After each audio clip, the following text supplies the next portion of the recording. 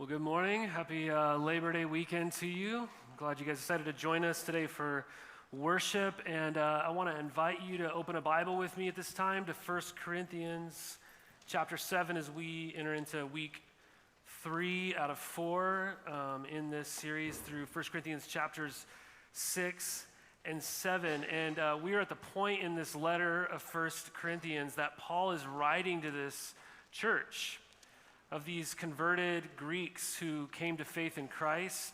And he begins to address specific topics that they've written to him about. And we know this because in verse 1, he points out and says, it is good, now concerning the matters about which you wrote. Now concerning the matters about which you wrote. So he's writing to them in their questions. And what we discover here in this section is that these questions center around people thinking that they could be more effective in following Jesus and glorifying God in this world if they could get out of the situation that they're in. So people are thinking, man, if this would just change in my life, if this would be gone, if this would be removed, if this would be different in my life, then I could better glorify God. I mean, I wonder have you ever had that thought before in your life?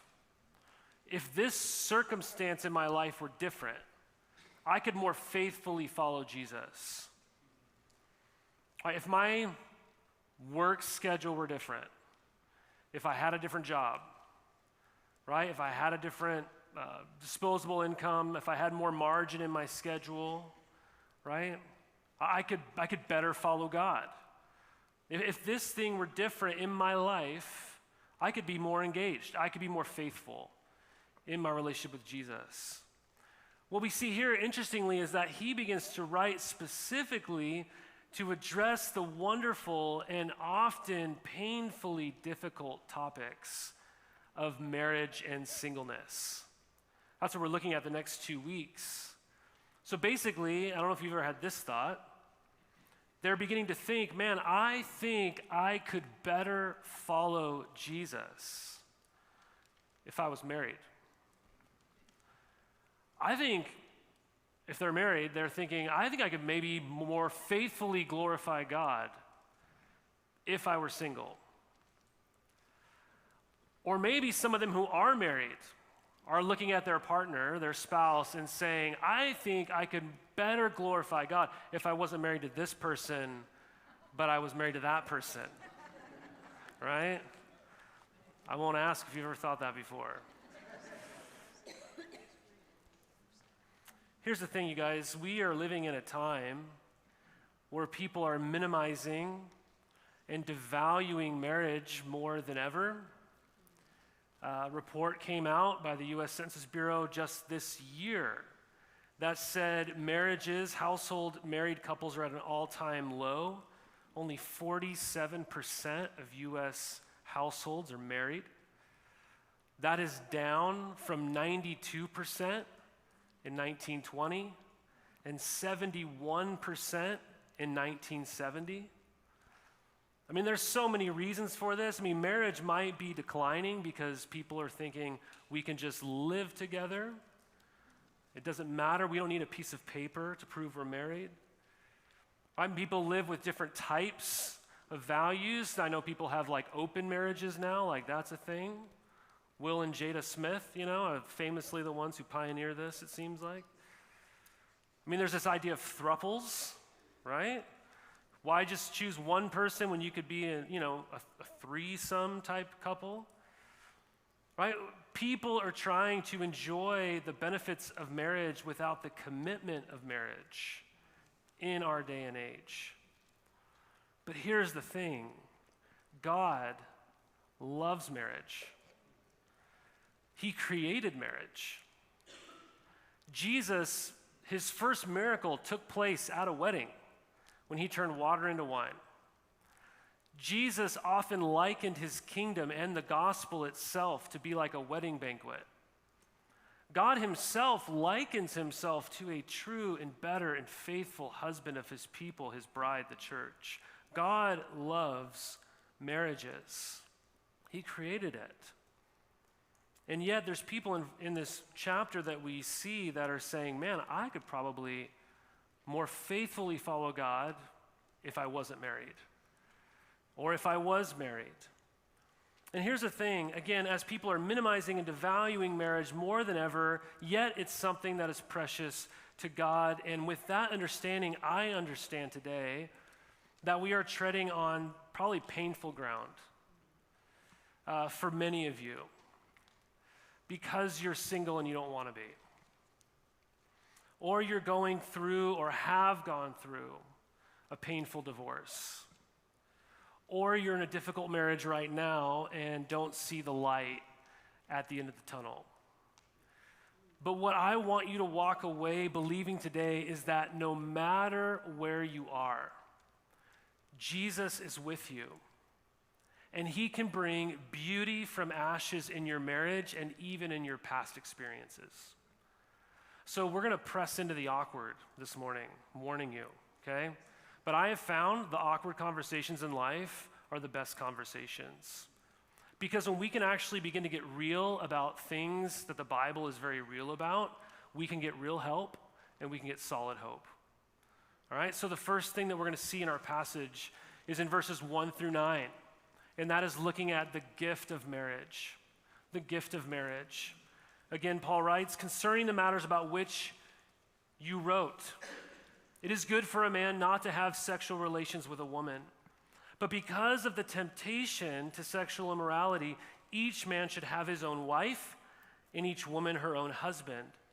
The husband should give to his wife her conjugal rights, and likewise the wife to her husband.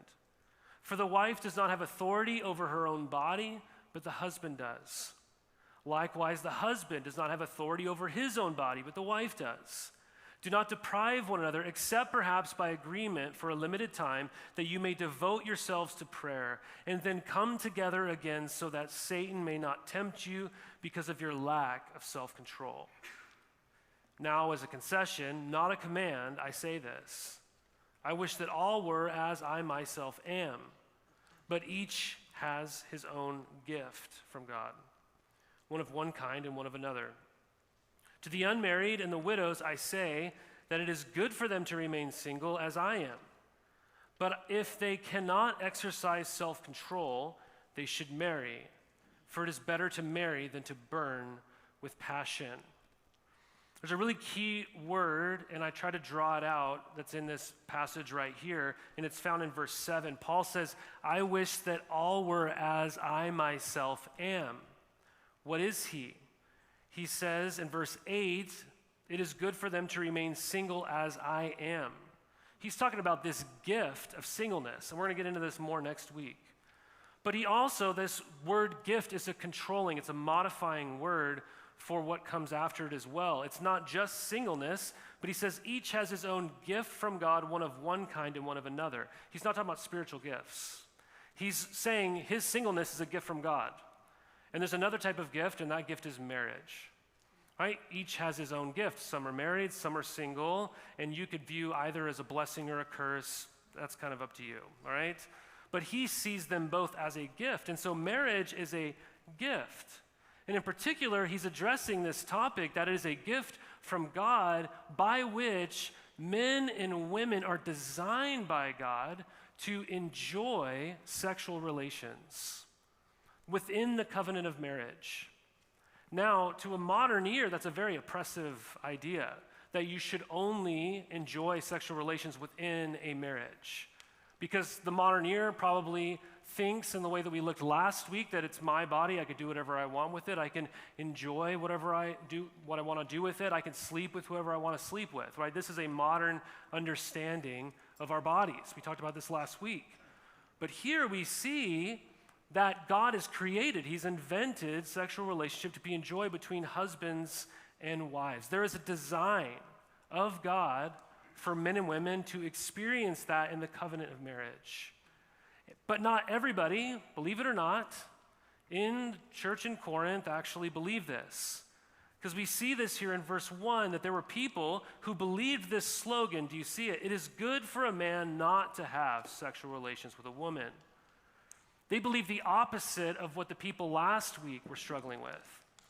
Again, last week people were like going to the temple and sleeping with prostitutes because they said, my body doesn't matter. What matters is the spiritual. If you're with us last week, we talked about this. There is now another group in the church in Corinth that we're learning about that basically believes the body is debased. The body is evil. So if you really want to glorify God with your body, even in marriage, you should refrain from sexual activities, physical intimacy with your spouse. All right, so there's these other people who are believing this. They're claiming to be Christians, and they're withholding physical intimacy from their spouse because they thought that was more honoring to God. And Paul pushes back on this for two reasons. The first is kind of the most obvious one. It comes up in verse 2, in verse 5, and in verse 9. Do you notice it? He says, because of temptation to sexual immorality, get married and enjoy the gift of physical intimacy in the covenant of marriage. He says that in verse 2. Right, verse 5, do not deprive one another. Why? So that Satan may not tempt you because of your lack of self-control. And then in verse 9, what does he say? If they cannot exercise self-control, referring to a single person, you should marry, for it is better to marry than to burn with passion. So the Bible's saying that marriage is not only the place in which God designed sexual pleasure to be experienced and the union of that to be expressed, but it's a gift that can be helpful in battling temptation to sin. Right, so the thought goes, I want to glorify God. Right? But man, I'm married and I could better honor God if I wasn't physically intimate with my spouse. So I'm going to withhold this from them. Right? So if I withhold this from my spouse, that will be more glorifying to God. But the problem is that withholding that from your spouse doesn't actually maybe help you walk with God. It can unnecessarily deprive you and them in such a way, Paul is saying, that you are more tempted to sin. Do you see this? This is like the edge of the text. Basically, this is a gift from God so that you can fight temptation, that you can fight for your marriage. The only exception that's made here is that maybe for a special purpose, we need to pursue hearing from God. And so this act of fasting, this act of physical intimacy and fasting from that with our spouse is proposed. He goes, you can do this by what? By way of agreement and for a limited time. Right? He's not commanding you that this should be a practice in your marriage, but he is saying it's permitted, right? If you want to seek the Lord in a special way during a time, but do it by agreement and for a limited time. So here's what's going on here. Christians are thinking that sex is a part of the fallenness of the world. It's not created by God, so it's better to refrain from it. And Paul's saying, no, God created it to enjoy it in the covenant of marriage. And so let's just pause for a second and think, if you are in here and that makes you think, oh my gosh, sex is everything then. I have to be able to have that. Look at verses 6 through 8. It's holding out for you that it's definitely not. Because what does Paul say? I'm single, and that's a gift from God. I don't enjoy this. So he's saying it's not gross. It's not something that God is against. I do this with premarital couples all the time. Maybe that's why I'm more comfortable talking about this than you are. I don't know. But some people grow up and you're taught sex is bad, it's bad, it's bad, it's bad, it's gross, don't do it, don't do it, don't do it, right? Rightfully so, because there's all these sexual immoral things in our world. But then Christians sometimes get married and they're like, oh my gosh, this feels horrible. I mean, this is bad. But no, God has made that for you to enjoy in marriage. So some Christians, like these people, they're going, it's gross. But then other Christians are like, it's God, it's everything. And Paul's saying it's not gross and it's not God, it's a gift. To be enjoyed the way that God intended it to be. It's a gift. It's a gift. That's one reason. But there's actually a deeper reason why he is saying that marriage is a gift. Because what is it talking about? In verses 3 and 4, which are some of the most challenging verses here, they're actually laying out for us the beauty of marriage. What is it saying? That you are one flesh with your spouse. That there is a oneness in marriage that's beautiful. That's why you shouldn't abstain. right? The way it is put here is that my body belongs to my spouse, and my spouse's body belongs to me, so we are one flesh. We are one person. It's the design of marriage. So verse 3 says each spouse should give the other person their conjugal rights over their body, and the reason for that is laid out in verse 4, because when we get married, right, we belong to someone else. We belong to someone else now. We become one with them. And our bodies no longer belong to us, they belong to our spouse because we are one flesh. And even more last week, we saw that our bodies ultimately belong to God, that our marriage belongs to God, that we're not roommates, we're not co-parents, we're not just companions, we are one flesh if you're married. And verse 4 makes this complicated. It's a radical verse. In the context of Corinth, what does it say here? The wife does not have authority over her own body, but the husband does. And everybody in Corinth would say, that's right. No issues with that. And then they would go, likewise, the husband does not have authority over his own body, but the wife does. And they would go, hold up. That's not what our culture teaches us. That would have been shocking to them. What's weird is it's the exact opposite for us. Like we hear the husband doesn't have authority over his own body, the wife does, and we just kind of think that's funny, right? We're like, oh, whatever, that's fun. And the first one, though, rightfully disturbs us because of the abuse that we've seen in homes and even Christian men that have wielded this verse against their spouses. Right? People who have said, your body is mine. And then they tell their wife that they don't have any freedom, any agency in the marriage. But I want you to see a very key word here in verse 3. What does it say? The husband should give to his wife her conjugal rights, and likewise the wife to her husband. It doesn't say the husband should take his conjugal rights. That's very important. It's that the spouse is to give. There is an act of service here. There's an act of service in the person's will. It's not an act of will that you have in taking from your spouse. It's you as the spouse enacting your own will to serve your spouse.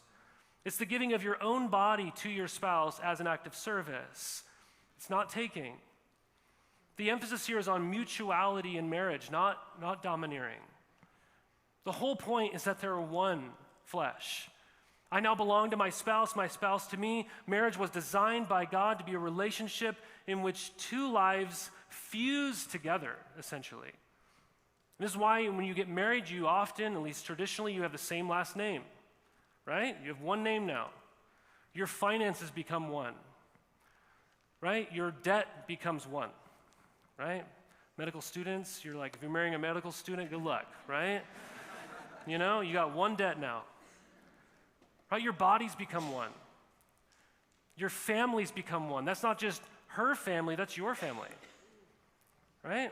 Your future becomes one. Right? The oneness that we see, Paul later explains that in marriage is a unity that demonstrates the triune nature of God himself. That he is three persons yet one God. That's the picture of marriage. And it is a gift. Do you see it as that? Do you see it as that? My wife is so frugal, and so one of the ways that I love her is I give her gift cards. Like, usually a gift card is like, I don't know what to get you. But for my wife, it's like I give her gift cards because then she feels empowered to spend money on something she wants and doesn't feel guilty about it. But even then, I will give her the gift of a gift card, and it'll be like a year and a half later, and she's like, oh, I went and got that coffee from Stell today. And I'm like, oh, cool. And I use my gift card. I'm like, what gift card? It's like Mother's Day, 2020, whatever. I'm like, oh my gosh. If I give my wife a gift of a gift card and all she does is put it in her wallet, once in a while take it out and think about it and admire it or something, that's not the purpose of the gift. It's not just so that she has money on a card, right? It's that she actually uses it. That she enjoys the gift. This is the purpose of a gift, right? It's not just to stare at it, it's to actually utilize it, to enjoy it. And in the same way, I don't know where you're at today, but maybe this is simply what you need to hear, that marriage is a gift from God. But maybe you're here and you think, my marriage does not feel like a gift. It feels like a curse. Maybe you're here and you're in a very difficult marriage, to put it nicely. And that's where Paul turns next. He talks about the difficulty of marriage. Verse 10, to the married I give this charge, not I, but the Lord. The wife should not separate from her husband, but if she does, she should remain unmarried or else be reconciled to her husband. And the husband should not divorce his wife. To the rest I say, not I, but the Lord, not the Lord, that if any brother has a wife who is an unbeliever and she consents to live with him, he should not divorce her. If any woman has a husband who is an unbeliever and he consents to live with her, she should not divorce him. For the unbelieving husband is made holy because of his wife, and the unbelieving wife is made holy because of her husband. Otherwise, your children would be unclean, but as it is, they are holy. But if the unbelieving partner separates, let it be so. In such cases, the brother or sister is not enslaved. God has called you to peace. For how do you know, wife, whether you will save your husband? Or how do you know, husband, whether you will save your wife? Let's just acknowledge that for some Christians, they talk about divorce like it is the unforgivable sin, as if it's the one thing that you can never come back from. You have like a scarlet D that you walk around with the rest of your life. And that is a lie. That is a lie. I know that for many of you, divorce was maybe one of the most painful, if not the most painful time in your life, and it's something that you would have avoided at all costs if you could have. And while there may be many today who haven't had divorce in their immediate families, I think all of us, we've experienced pain from family life. We've seen whether it's divorce in our parents or other brokenness in our families. So this is a tough word here, but it's a true word, and it's a good word. It's needed not only in our day and time, but every generation. See, there are some confusing things here to navigate through. I mean, number one, what's up with these not I, but the Lord, and I, not the Lord stuff? You know? Well, simply put, in verse 10, when Paul says, to the married, I give this charge, not I, but the Lord, what he's doing is he's quoting Jesus. He's saying, Jesus said this. It's written down. It's oral tradition. We know that he said this. So I'm just saying what Jesus said. And then in verse 12, he says, to the rest I say, I, not the Lord. And what he means is Jesus didn't actually write this down. This isn't written down as words from Jesus' mouth, right? But this is something I'm saying. Now, if we are tempted to think, well, therefore it's not authoritative, we have some big problems, right? I shouldn't read the book of Ephesians or Galatians or, literally like any other thing, basically, is what we're saying we shouldn't have to read. I should only read the red letters of Jesus. But we know we don't believe that all of Scripture is inspired and authoritative for our life. So the point is not that this is just Paul's opinion. That's not what he's saying. What he's saying is Jesus didn't say this exactly, right? But this is something that is true and is from God. That's what's going on here. So in verse 10 and 11, we have this instruction that what? Marriage is a lifelong commitment. It's permanent, is what he's saying. This is why when a couple stands before each other at a wedding ceremony, they make vows traditionally. They make promises. And those promises traditionally go something like, I, Josh, take you, Elizabeth, to be my wife, to have and to hold, right? From this day forward, for better or for worse, for richer or for poorer, in sickness and in health, to love, honor, and cherish for as long as we both shall live. You give these vows that are saying whether we have all the money in the world or we are broke, whether you are healthy and we travel the world and go on hikes and boating and all that stuff, or whether I feed you with a spoon the rest of your life because you're paralyzed. No matter what happens, for better or worse, right? I promise myself to you for as long as we both shall live. We give this permanence vow in our marriages. They're powerful and tear-jerking to say with smiles on our faces on our wedding day. But then we keep getting married, we stay married to these people, you know? Marriages get hard. We get wounded and hurt. We say things that we wish we hadn't said. We do things that we wish we had never done. Marriages get difficult. And the person that we marry changes. And in a way, we kind of know that, but we also forget that. We don't want them to, Elizabeth didn't want me to stay 21-year-old Josh. If I was still 21-year-old Josh, oh my gosh, I'd be this immature little boy. I don't know. Like, people change. And so that's why Stanley Hauerwas from Duke University once said that the secret to marriage is getting to know the stranger that's sleeping next to you, because they're always changing. One of my favorite bands is Death Cab for Cutie, and Ben Gibbard, he's a very vivid lyricist, and he has a great song, a great example, I think, of describing a difficult marriage in his song, Brothers on a Hotel Bed. And he says this, "And I have learned that even landlocked lovers yearn for the sea like Navy men. Because now we say goodnight from our own separate sides like brothers on a hotel bed." That perfectly describes a difficult marriage. I never had brothers, but I had sisters, and I know when I had to share a bed with them, I was like rolling up blankets and shoving them down the middle of the bed and don't you dare touch me. This kind of idea. It's going to bed at night, turning over, and getting as far away as you can without falling off, And he's describing these people who are married and they're landlocked lovers and they have to share the bed, they're in the marriage, right? But they're yearning for the sea. They want to get out of it. Marriage gets hard, and it did in Corinth as well. And so the situation is the Corinthian church was filled with these new believers, and some of their spouses didn't understand their new faith. Right? So these homes that they lived in, they felt like spiritual battlegrounds. Their spouses mocked them. Their spouses antagonized them. And so, not surprisingly, some of them thought this would be easier if I hadn't married this spiritual deadweight. Surely God does not want me to be in a home where I get no spiritual support, where he or she is always dragging me down. Think about how much easier this would be if I was with someone else who was a Christian, who built me up in my faith.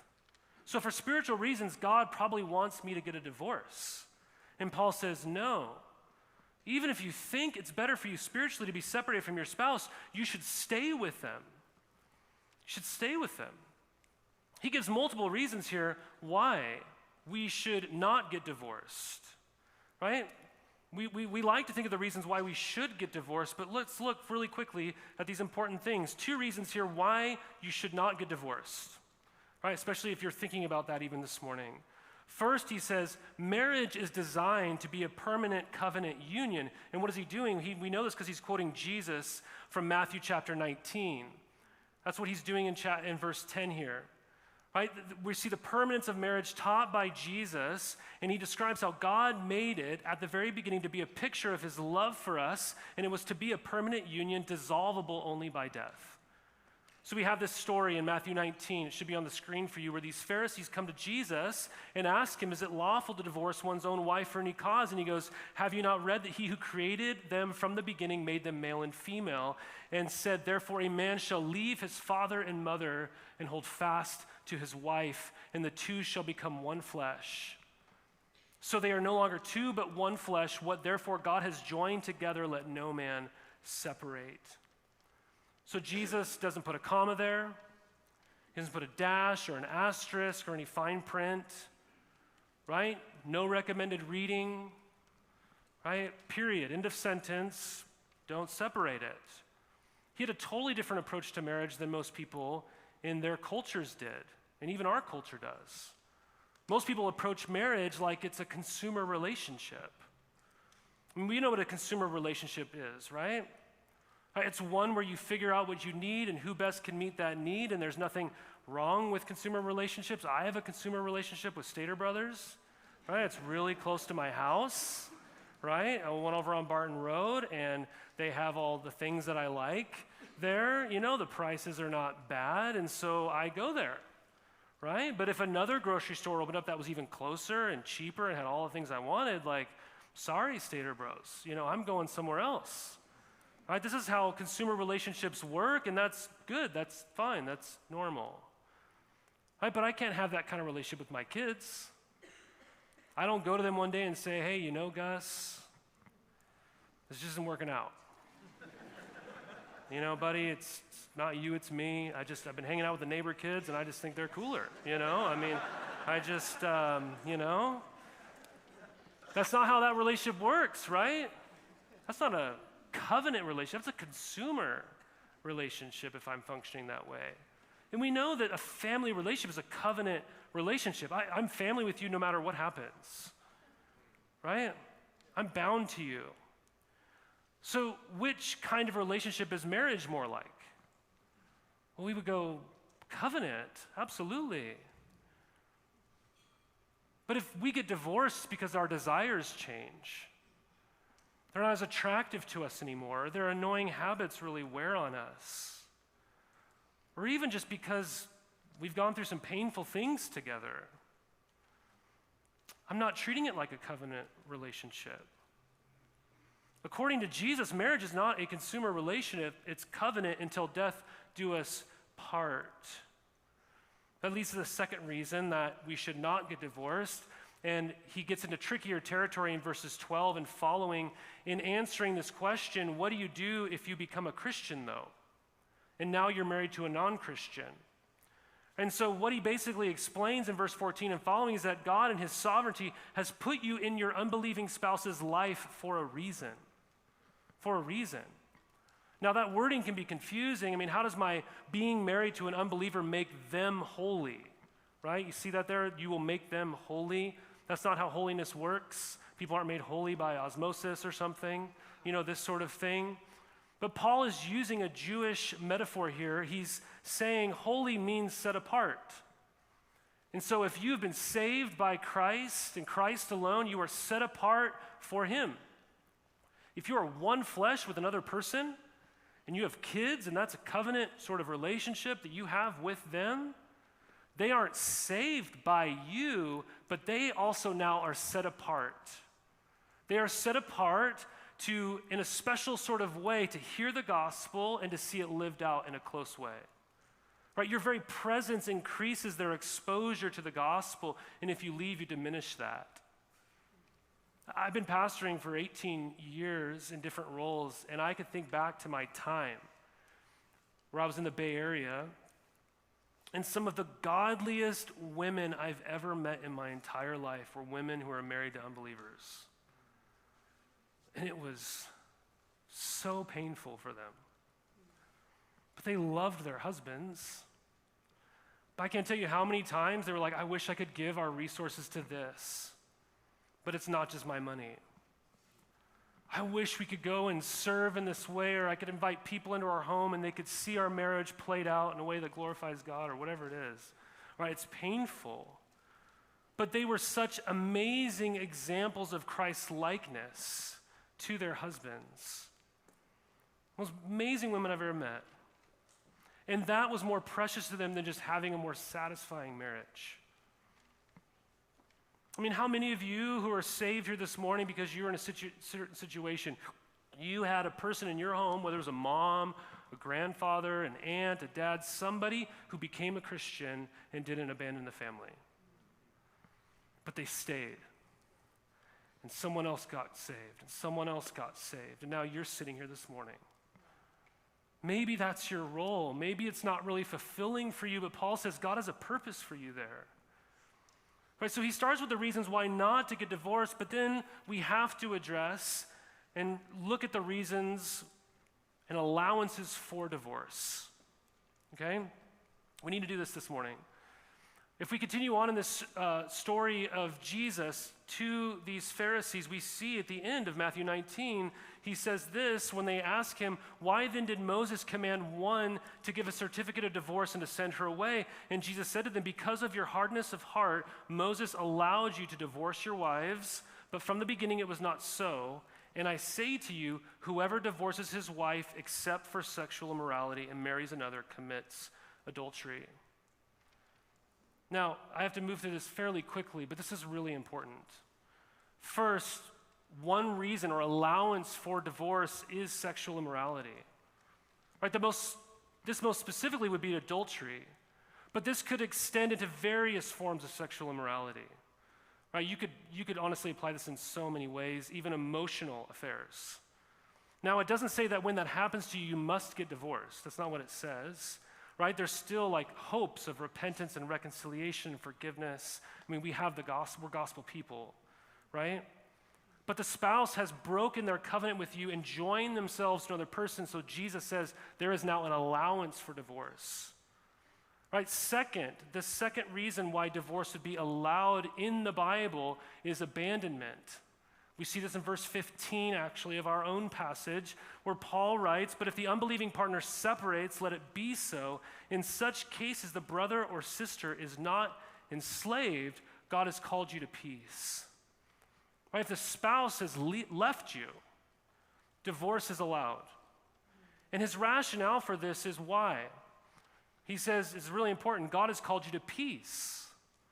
So if the married person separates and says, I can't take this, and they leave you, you don't have to pursue them for the rest of your life, right? Even though you once said you will before God till death do us part. Why? Because God has called you to peace. They've walked away from the covenant is broken, it's dead. God didn't intend it to be that way, but that's what it is now, and thus you are no longer bound.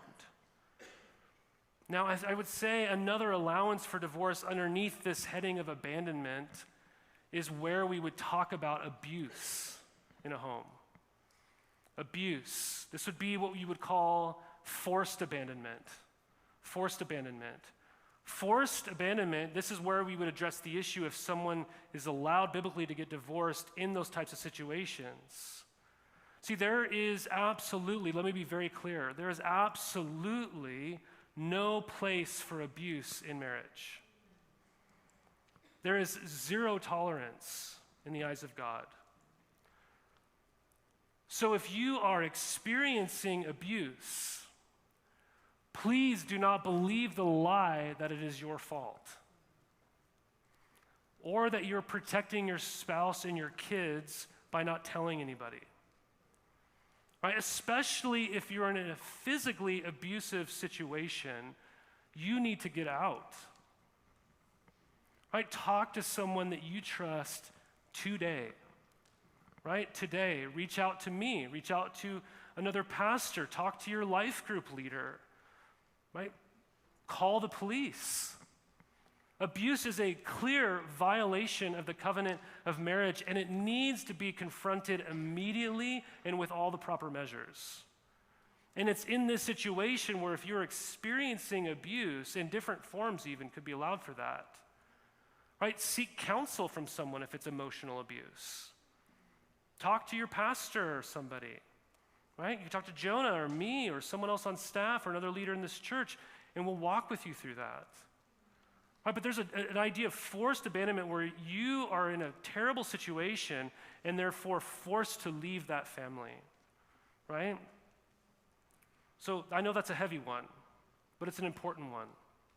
The third one is in verse 39, and that would be the third allowance, which is death.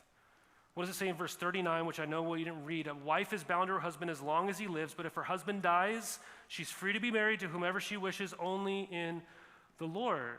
So it's saying if your spouse dies, you're no longer bound to them in that covenant because it's till death do you part. But when you do, or if you do get remarried, make sure it's to a believer, is what he's saying. So there are reasons for divorce, but the overall design of marriage and teaching from God's word is that staying together, even in a difficult marriage, fighting for your marriage is the way. All right? It's not the exception, it's the way. But there are allowances. The last and quick thing that we will look at this morning is this.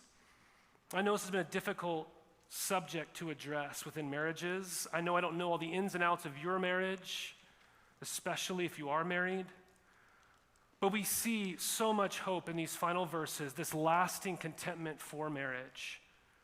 In verses 17 down through verse 24, Paul writes and he describes these different situations that people find themselves in. They became a Christian and they were circumcised, and they're like, should I get uncircumcised? Or if I'm uncircumcised, should I get circumcised? Or if I'm a bondservant, should I now become free, or something like that? And his point is essentially remain as you are. The condition in which God called you, remain in that condition. We see in verse 17, only let each person lead the life that the Lord has assigned to him, to which God has called him. Verse 20, each one should remain in the condition in which he was called. Verse 23, you were bought with a price. Do not become bondservants of men. So, brothers, in whatever condition each was called, there let him remain with God. This is his point. Remain with God in your condition, wherever you are, right? Remain there with God. With God. Meaning what? The situation you're in, God is there. He's there. Where you are, God is there with you. Right? You're not going to be better. You're not going to be more loved. You're not going to be more forgiven. You're not going to be a more faithful Christian if you're single. And you're not going to be a better, more loved, more forgiven, more faithful Christian if you're married. And you're not going to be a better, more loved, more forgiven, more faithful Christian if you're just married to somebody else. God is with you. Remain there with him. So this has so many applications for us, especially if you're here and you're like, I did go through a divorce, and I don't think it was for biblical reasons. And so the Bible would say to you, God would say to you, remain there where you are with God. That you've been bought with his precious blood. You have forgiveness today. You can have that shame and that guilt lifted, and you can walk with him sweetly all the days of your life and glorify God in the condition you're in. Or if you're like, man, I married someone who wasn't a Christian and I'm bound to them now. Like, you can remain there with God and glorify him and experience all the benefits of the gospel in your current condition. Right? If you are widowed, right, you can remain there with God. If you are in a very difficult situation right now in your marriage, God is there with you in that situation. And even if you're in the most joyful marriage ever, God is with you in that marriage. Right? Maybe you're here this morning and you're like, man, I've screwed it all up. I've screwed it all up. But there is fresh grace today and bright hope for tomorrow, because where you are today, you remain there with God. I think of the live action Pinocchio that came out 2 years ago. And Pinocchio was separated from Geppetto, his maker, his dad's kind of weird relationship, I get it, right? But he's trying to reunite with him. And finally, they're getting close. They're getting, it's kind of a weird story, but they're coming together across this water. Pinocchio's being pulled by a bird, and Tom Hanks, who's playing Geppetto, he's out on a little boat, and they're so close to being reunited, and it's going to be so glorious. And right when they get reunited, this whale comes and swallows them up. Right? So like, oh man, we were so close. This is going to be great. We're finally back together. We're reconciled. We've been wandering, and now we're together. Right? Now they're in the belly of a whale. And Pinocchio said this. It made me kind of emotional when I heard it. He goes, it's kind of weird, I guess. I don't know. But he looked at Geppetto, and he goes, we're back together again. Isn't this wonderful? Isn't this wonderful? And the average person would go, we're in a whale, man. This is not wonderful. But his whole point is like, I'm with you. Who cares that we're in a whale? I'm with you, right? That's literally exactly what Paul is saying the attitude and the truth that we have in the gospel. God is there with me in the darkness of that well. He's there. And we're going to celebrate that this morning. We're going to celebrate that this morning by responding to God's word, by taking the elements of communion that symbolize Christ's broken body and death for us, that could make a reality for you. No matter where you're at, if you're in the ashes of a marriage, if you're in the ashes of a remarriage, no matter where you are, God can turn beauty from ashes because Christ is there with you. He's there with you now.